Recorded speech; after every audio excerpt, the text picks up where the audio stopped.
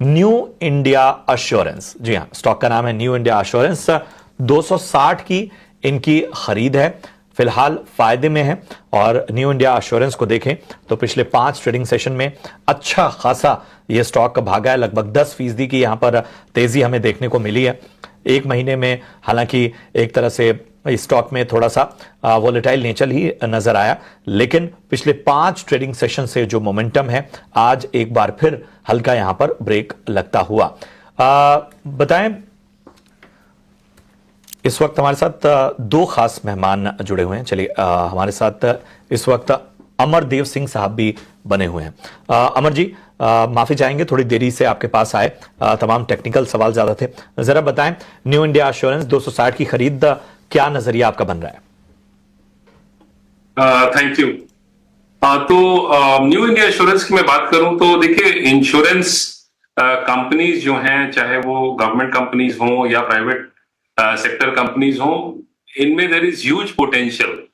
तो यदि कोई लॉन्ग टर्म इन्वेस्टर हैं, लॉन्ग टर्म मतलब मैं ये लॉन्ग टर्म ये कहता हूं कि ideally at least 3 to 5 years, if it is more the better. तो ये company from a long term perspective जरूर आप न्यू इंडिया एश्योरेंस में पोजीशन बना के रख सकते हैं। और यदि मैं इसके प्रॉफिटेबिलिटी पे जाऊं तो company has been very profitable, और कंपनी की जो ग्रोथ है that has also been quite means I would not say very very high, but it has been close to double digits in terms of पिछले 3 साल की मैं growth देखूं तो रफली अराउंड 9 to 10% ग्रोथ रही है। But there is huge opportunity.